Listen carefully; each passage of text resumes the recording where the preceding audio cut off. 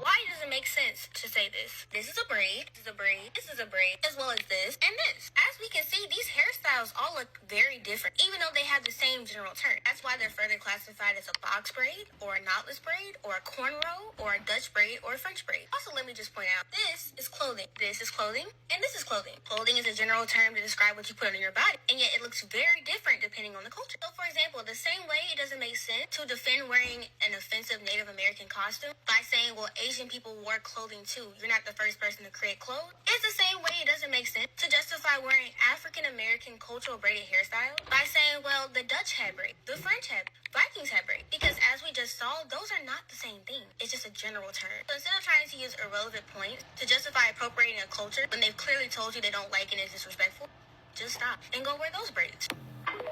So let me just say this. A braid is a braid. Whether it's a Dutch braid, whether it's a French braid, whether it's a cornrow, whether it's braids to the back, whether it's box braids, micro braids, butterfly braids, a braid is a braid. And braids are not bound to one country. And it's very hypocritical because what if a white person say, hey, stop putting Dutch braids in your hair or stop putting French braids in your hair, because I see black people wear French braids all the time. But you don't hear white people going on a rampage telling black people not to put French braids in their hair because it's our culture. Because cultures are meant to be shared. Meant to be shared. So it's kind of hypocritical. Or stop putting blonde hair in your hair or blonde weave in your hair.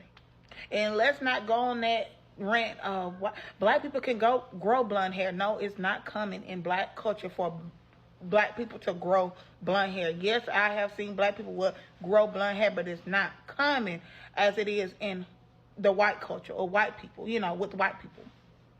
So we got to stop it because it's very hypocritical. Or wearing blue contacts. Black people can be born with color eyes. Yes, they can, but it's not common. You get what I'm saying? It's not common. So we need to stop, y'all. We are better together. Cultures are meant to be shared, whether it's clothing, whether it's hair, whether it's food. It's meant to be shared. We are better together. Why not appreciate one another and love one another? We are creating false narratives. It's just not there.